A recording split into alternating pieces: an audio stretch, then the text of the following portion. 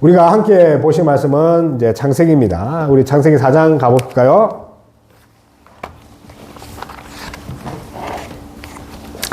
자, 우리 로이도 한번 해볼까요? 창세기 4장 25절에서 26절.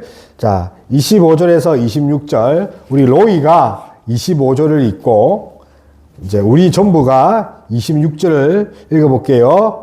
자, 4장 25절 읽어봅시다. 아담이 다시 자기 아내와 동침하매 그가 아들을 낳아 그의 이름을 세일라 하였으니 이는 하나님께 내게 아이 이 죽인 아벨 대신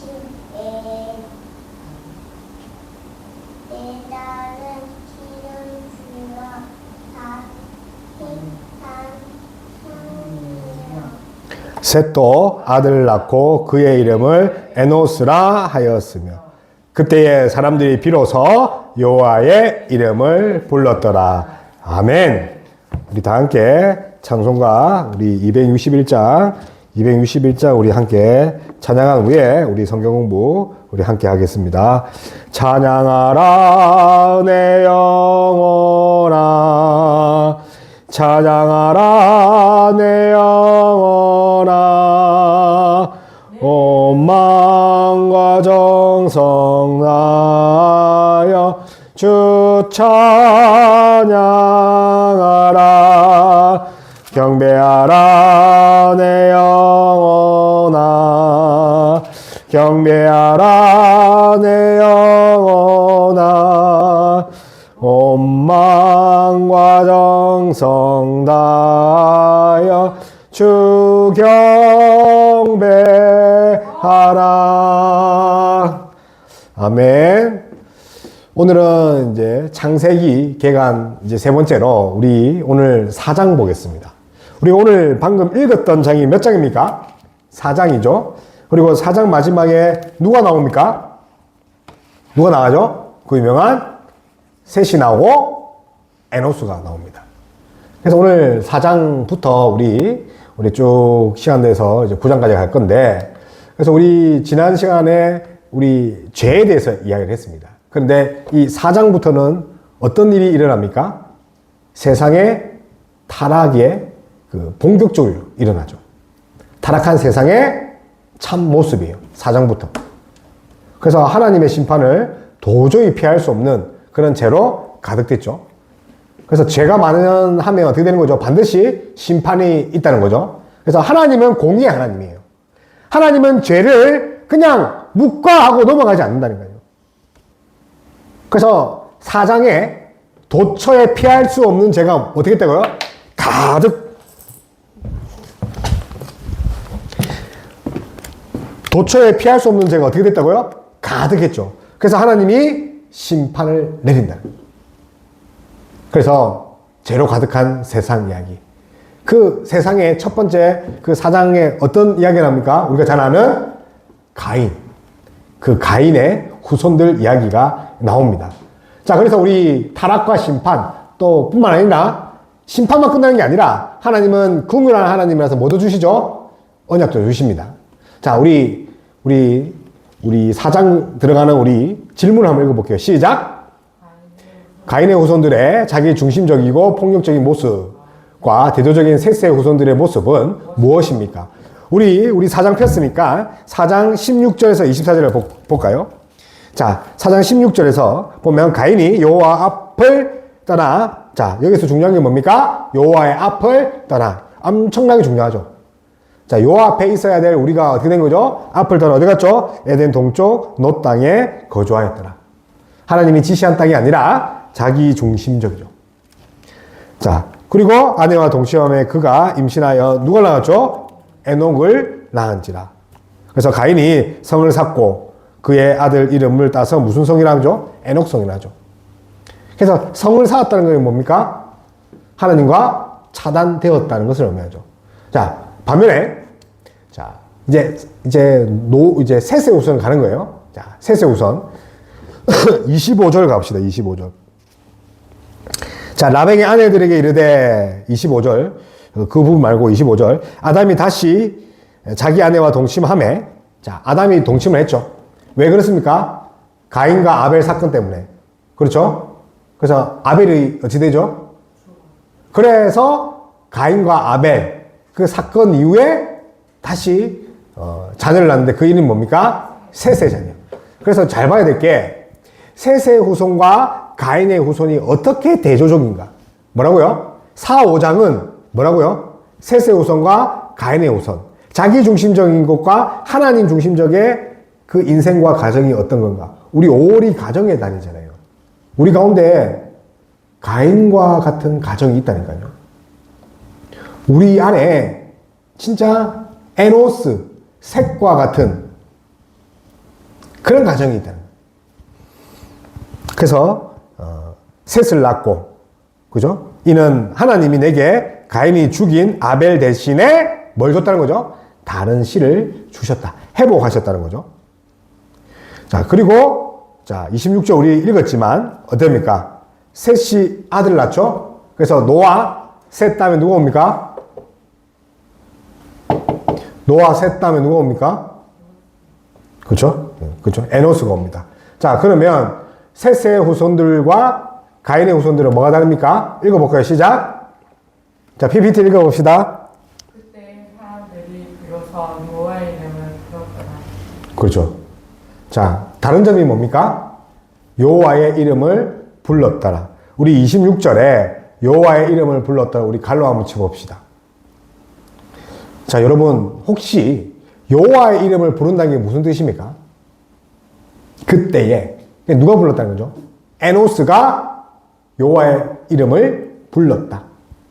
그래서 이 에노스라는 이름은 다른 것이 아니라 연약함, 연약한 존재, 죽을 수밖에 없는 존재라는 뜻입니다. 뭐가요? 에노스.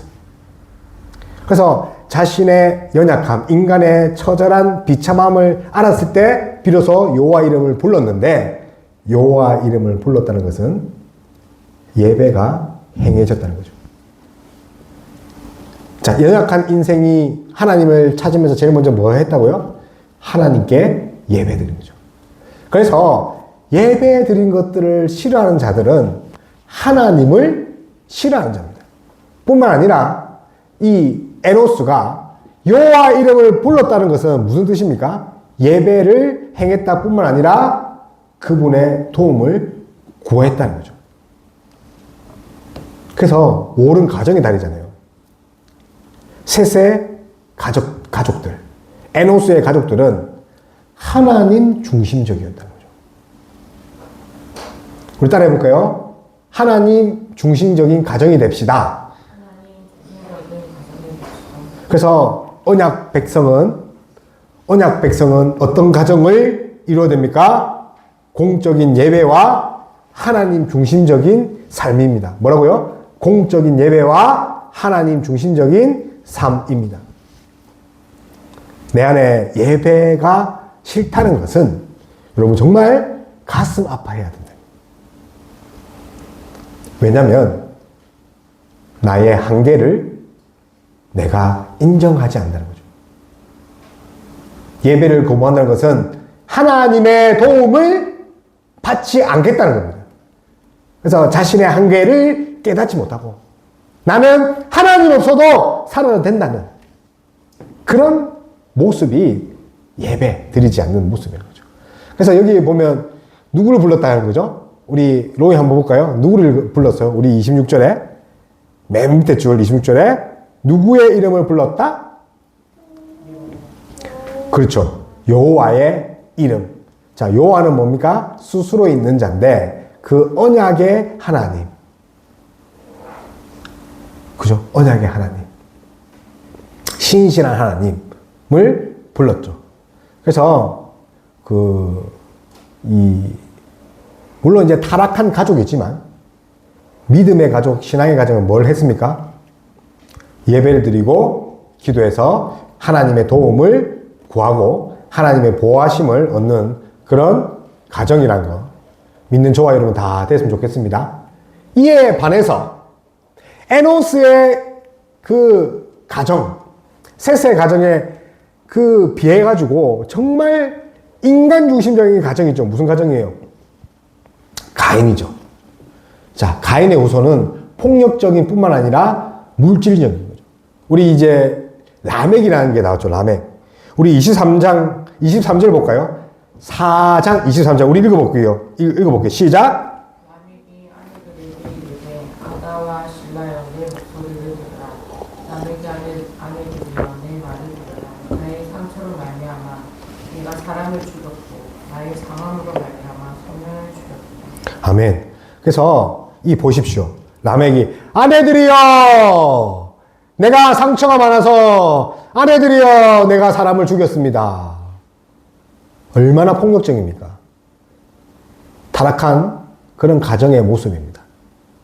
저 역시도 이제 사역을 하면서 정말 하지 말아야 될 것들을 그를 행함으로 타락한 그런 가족들의 모습을 많이 봅니다.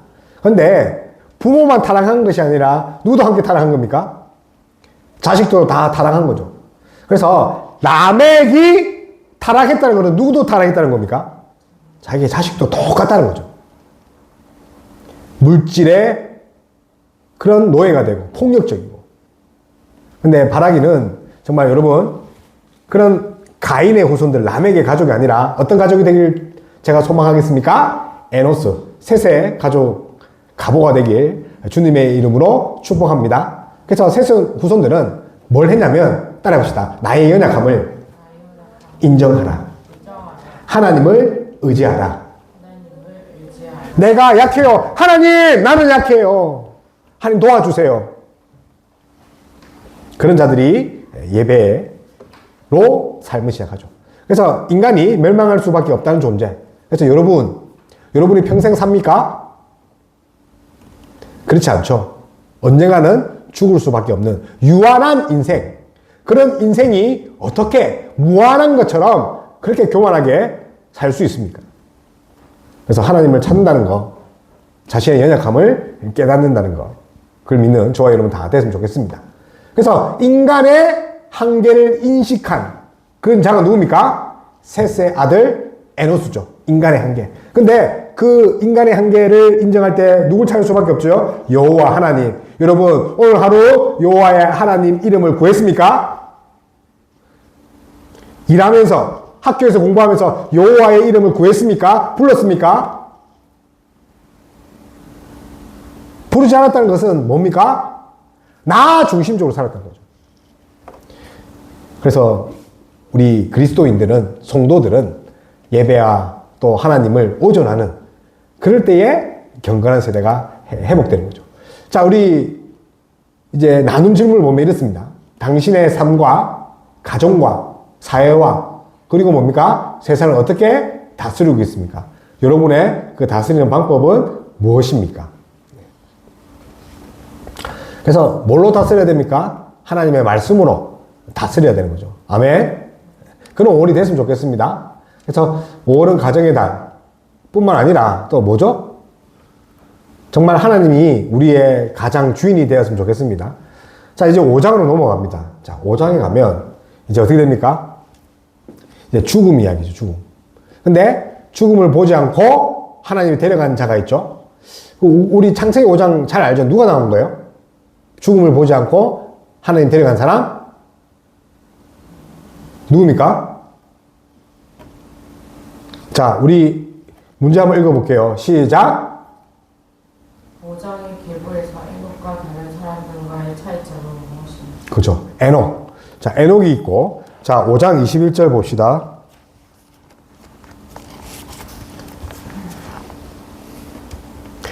자, 5장 21절부터 24절 읽어볼게요. 시작. 에녹은 65세에 무드셀라를 낳았고, 무드셀라를 낳은 후 300년을 하나님과 동행하며 자녀들을 낳았으며, 그는 365세를 살았더라. 에녹이 하나님과 동행하더니 하나님이 그를 데려가심으로 세상에 있지 아니하였더라. 아멘.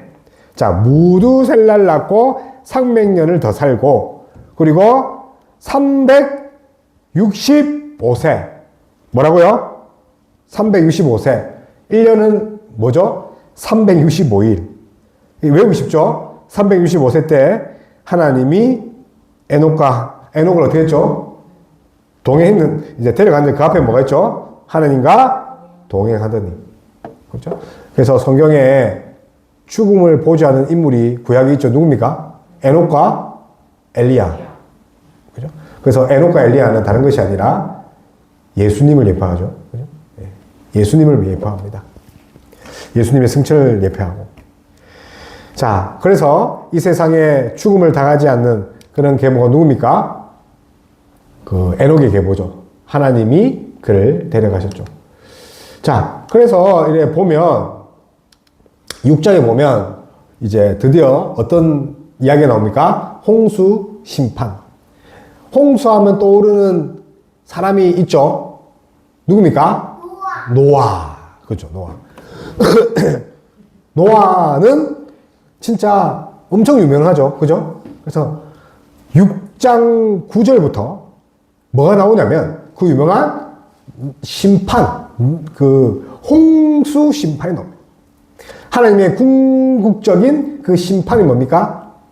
그죠? 왜 심판하셨습니까? 따라 볼게요. 반창조.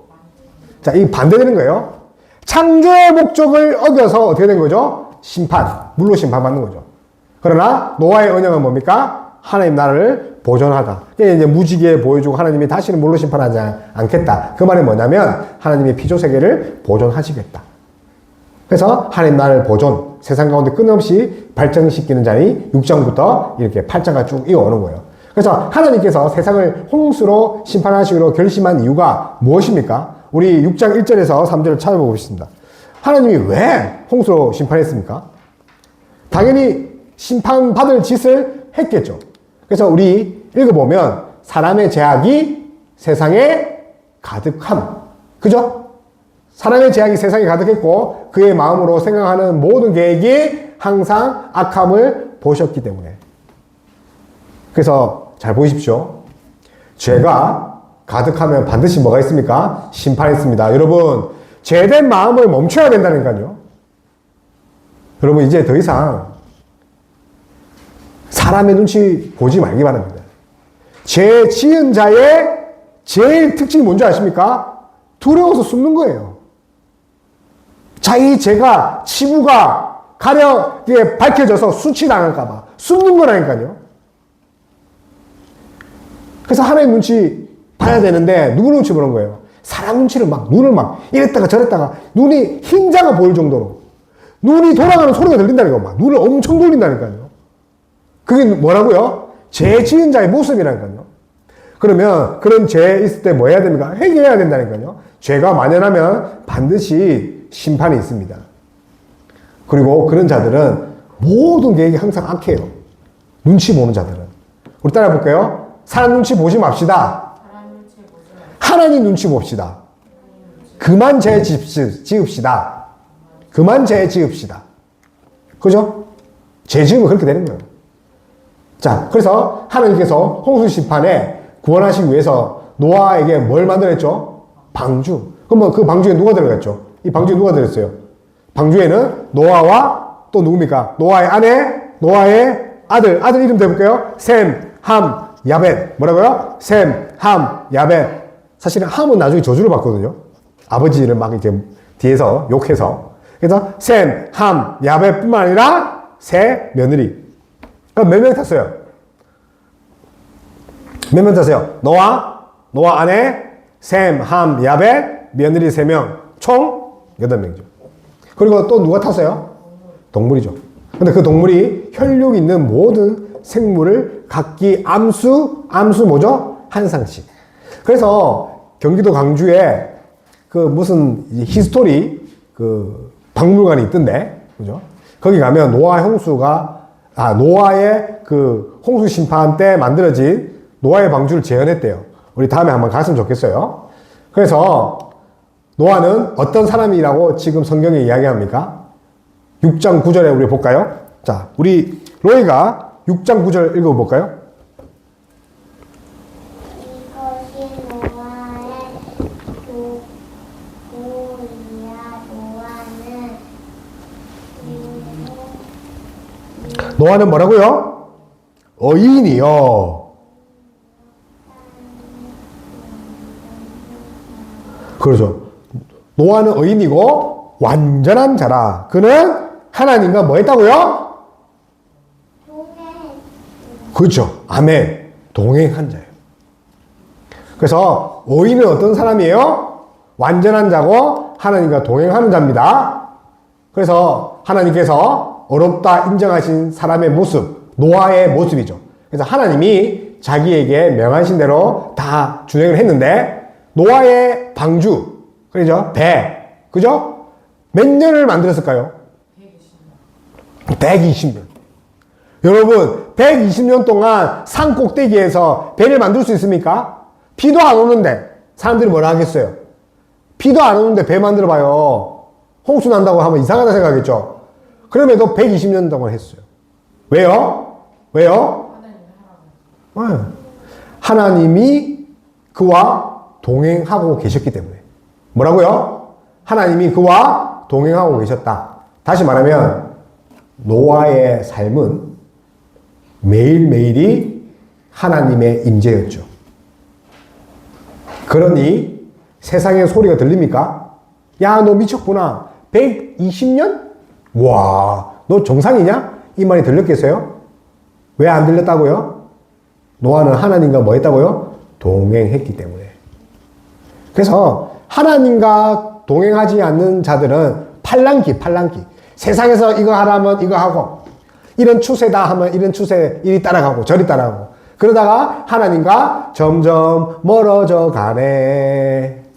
저 멀리 가는 거죠.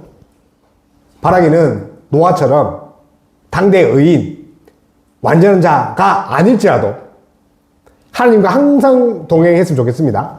아멘? 자, 그런 자가 노아였죠. 그런데 홍수가 이제 끝났어요. 끝나고 방주에서 나온 이 노아는 제일 먼저 하나님께 뭘 했냐면 단을 잡고 하나님께 예배했어요. 자, 제일 먼저 나왔으면 뭐 했을까요? 답답해. 내가 몇 달간 내가 앉아 있었는데 이제 놀러 가야지가 아니라 뭐 했다고요? 단을 잡고 하나님께 예배했죠. 그래서 이 제사를 받으신 하나님이 스스로 결심한 것이 뭐죠? 이 노아의 그 전심으로 드는 예배에 하나님이 어떻게 하다고 하셨습니까? 읽어볼게요. 시작. 다시는 사람으로 인하여 땅을 저주하지 않는다는 것과 다시는 모든 생물을 멸하지 않는다는 것. 다시 말하면 하나님께서 보존하시겠다. 뭐라고요? 하나님께서 보존하겠다. 그래서 노아의 언약 때문에 우리가 어떻게 된 거죠? 땅을 아직 저주하지 않고 또 생물을 멸하지 않는 거죠. 그러나 마지막 심판대에 반드시 하나님이 올 때에 우리 요한계시록에 있는 그런 환상들이 또 말씀들이 분명히 일어날 것입니다. 그래서 항상 주룩게 떨림으로 살아야 되죠. 자, 그래서 노아의 약속이 다른 것이 아니라 노아의 언약이에요. 다시는 물로 심판하지 않겠다.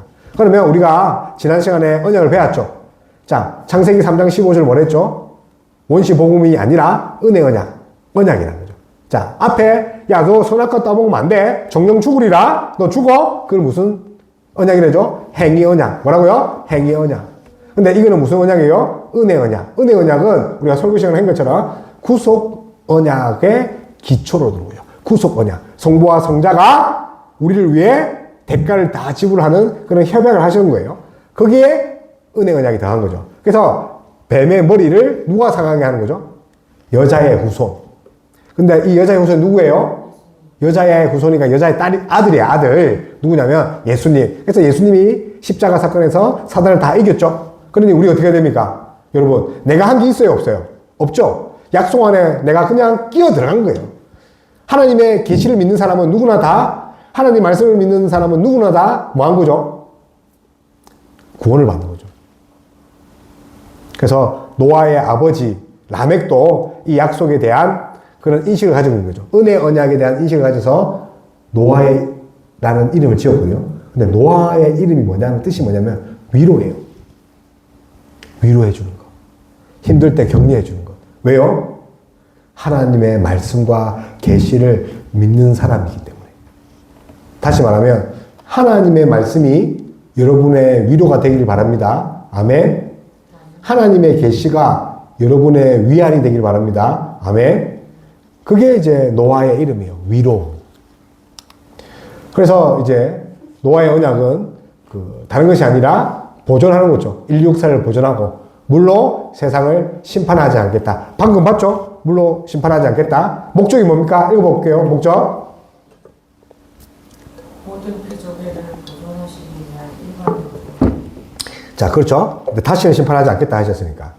자, 이제 잘 봐요. 이제 노아에 이어서 어떤 게 있으면 이제 아브람이 나와요. 자, 노아의 후손이 누구예요? 이제 아브람까지 간다니까요. 그래서 아브람은 이제 어떤 사건이 있냐면 바벨탑, 11장의 바벨탑 사건이 있군요. 자, 그 사건 이후에 이제 아브람에게 하나님이 약속하신 거예요. 아브람에게 뭐 줍니까? 뭐죠? 땅, 시, 복. 시작. 땅, 시, 복. 땅, 시, 복. 하나님이 뭘 준다고요? 땅, 시, 복. 땅, 무슨 땅? 가나안 땅. 가나안 땅. 그 다음에 시, 뭘 준다는 거예요? 하나님의 자녀. 큰 민족을 두겠다는 거예요. 그 다음에 복이 뭡니까? 세계 만민이 복을 얻게 되는. 누구로 말미암아? 아브라함으로 말미암아. 그러니까 복의 근원. 땅, 시, 복. 땅, 시, 복. 그 땅, 시, 복을 주겠다 해서 뭘 한 거예요? 할례를 한 거죠. 할례가 뭐라고요? 표예요. 언약의 표. 몸에 새겼다는 말이에요. 그게 바로 아브라함의 그 언약이라는 거. 그리고 나서 무슨 언약이 있죠? 모세 언약이 있죠. 여러분 모세 알죠? 모세는 어떤 언약이에요? 시내산 언약이에요. 여러분 따라해 볼게요. 시내산 언약. 왜 시내산 언약이냐면 잘 봐요. 구약의 하나님은 특정한 장소에 특정한 시간에 만나 주셨어요. 이스라엘 민족에게 나타난 하나님은 어디서 만나 주셨냐면 시내산에서 만나 주셨어요. 그런데 이 모세 언약이 뭐냐면 이제 너는 시내산에서만 나를 만날 것이 아니라 언제 어디든지 성막이 있는 곳이면 너는 언제든지 하나님을 만날 수 있다. 그게 뭐라요? 시내산 언약이죠. 그래서 하나님 백성답게 살도록 뭘 줬죠? 율법을 준 거죠. 그래서 배경을 읽어볼게요. 배경 시작. 시내산에 모여 있을 때 내용은요. 다시 언약을 받죠. 율법, 하나님 백성답게 살아가는 매뉴얼을 주시죠. 그래서 그 의미가 뭡니까? 의미가 뭐예요? 읽어봅시다. 시작. 여인의 후손이 아브라함의 후손이어야 한다는 거예요. 자, 여자의 후손이 누구의 후손이 가야 되죠? 아브라함의 후손. 그리고 또 누구 후손이어야 돼요? 다윗의 후손. 그래서 여러분 언약을 맺는 거예요.